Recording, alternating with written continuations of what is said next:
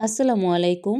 Eid special একটি unique ডিমের জর্দা সেমাই রেসিপি নিয়ে আপনাদের মাঝে হাজির হয়ে গেলাম। ঈদের দিনে সবার বাসায় কম বেশি মজাদার খাবার রান্না করা হয়ে থাকে, তার মধ্যে অবশ্যই ডেজার্ট আইটেম থাকে। আর সেই ডেজার্ট যদি হয় একটু ইউনিক, তাহলে তো সবাই খুব বেশি পছন্দ করবে। আজকের রেসিপিটি ঘরে থাকা সব উপকরণ দিয়ে খুব সহজে ঝটপট তৈরি করে নেওয়া হবে। এটি দেখতে যেমন সুন্দর, খেতেও কিন্তু দারুণ লাগে। তাহলে তৈরি করে নেওয়া যাক দারুণ মজার ডিমের জর্দা সেমাই। জর্দা সেমাই তৈরি করার জন্য আমি এখানে 3টি ডিম নিয়েছি, আর লাগছে লাচ্ছা সেমাই। আমি এখানে মেজারমেন্ট কাপের 1 কাপ লাচ্ছা সেমাই নিয়েছি। এবার একটি পাত্রের মধ্যে ডিমগুলো প্রথমে ভেঙে নিব। ডিমগুলো যদি নরমাল ফ্রিজে থেকে থাকে তাহলে অবশ্যই 1 ঘন্টা আগে ফ্রিজ থেকে নামিয়ে রাখবেন। জর্দা রান্নার ক্ষেত্রে কিন্তু ফ্রিজে থাকা ডিম ব্যবহার করা যাবে না। ডিমগুলো নেওয়া হয়ে গেছে। এখন আমি মেজারমেন্ট কাপের 1/2 কাপ চিনি দিয়ে দিলাম। জর্দায় কিন্তু মিষ্টির পরিমাণটা একটু বেশি হলেই খেতে ভালো লাগে, তবে যারা মিষ্টি কম খেতে পছন্দ করেন তারা চিনির পরিমাণটা কমিয়ে দিতে পারেন। দিয়ে দিলাম স্বাদ মতো একটুখানি লবণ। অনেকেই আছেন ডিমের গন্ধটা পছন্দ করেন না, তো সেই ক্ষেত্রে আপনারা 1 চা চামচ ভ্যানিলা এসেন্স দিতে পারেন, এতে করে ডিমের গন্ধটা চলে যাবে।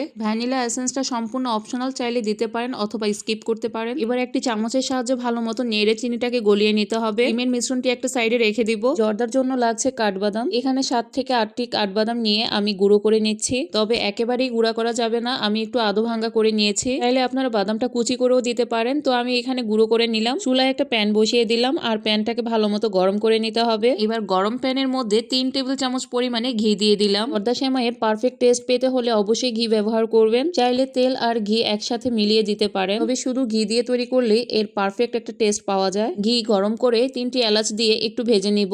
এই ধরেন 30 সেকেন্ডের মতো থেকে খুব সুন্দর একটা গ্রান বের হয়েছে। এবার গুঁড়ো করা বাদামগুলো দিয়ে একটু নেড়ে চেড়ে আরো 30 সেকেন্ডের মতো ভেজে নিয়েছি। এবার লাচ্ছা সেমাইগুলো দিয়ে চুলার আঁচটা লো টু মিডিয়াম করে অনবরত নেড়ে চেড়ে সেমাইটাকে ভেজে নিব। যেহেতু লাচ্ছা সেমাই আগে থেকে ভাজা থাকে, সেই ক্ষেত্রে হালকা একটুখানি ভেজে নিলেই হবে। এবার ডিম আর চিনির যে মিশ্রণটা ছিল সেই মিশ্রণটা দিয়ে দিলাম। সাথে সাথে অনবরত নেড়ে চেড়ে সেমাইটাকে রান্না করে নিতে হবে। আর খেয়াল রাখতে হবে ডিমগুলো যেন দলা পাকিয়ে না যায়, এমন ভাবে নাড়তে হবে যেন ডিমটা সেদ্ধ হয় এবং সেমাইটাও ঝুরঝুরে হয়ে যায়। দেখে নিশ্চয়ই বুঝতে পারছেন সেমাইটা কিন্তু সুন্দর মতো ঝুরঝুরে হয়ে গেছে। এই পর্যায়ে আমি প্রায় 3 টেবিল চামচের মতো গুঁড়া দুধ দিয়ে দিলাম, আর 2 টেবিল চামচের মতো কনডেন্স মিল্ক দিয়ে দিব। যারা মিষ্টি কম খান সেই ক্ষেত্রে কিন্তু চিনির পরিমাণটা কম দিয়ে কনডেন্স মিল্কটা ব্যবহার করতে হবে, কেননা কনডেন্স মিল্ক কিন্তু অনেকটাই মিষ্টি হয়ে থাকে। চিনির পরিমাণটা একটু বুঝে ব্যবহার করবেন। এবার অনবরত নেড়ে চেড়ে সেমাইয়ের সাথে সব উপকরণ ভালো মতো মিশিয়ে নিব। এই জর্দা সেমাই রান্নার ক্ষেত্রে কিন্তু আমি সম্পূর্ণ রান্নাটাই লো আঁচে করে নিয়েছি। চুলার আঁচ হাই থাকলে কিন্তু জর্দাটা পুড়ে যাবে, আর খেতে একদমই ভালো লাগবে না। আমার জর্দা সেমাইটা কিন্তু তৈরি হয়ে গেছে। এখন আমি নামিয়ে পরিবেশন করে নিয়েছি। থেকে গুঁড়া দুধ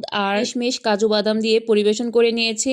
দেখতেই কতটা লোভনীয় হয়েছে, আর খেতে তো দারুণ হয়েছিল। দেখতেই তো পেলেন কত সহজে এই জর্দা সেমাইটা তৈরি করে নেওয়া যায়। ঈদের দিনে ডেজার্ট আইটেম হিসেবে এই জর্দা সেমাইটা তৈরি করে নিতে পারেন। আশা করছি রেসিপিটি সবার ভালো লেগেছে।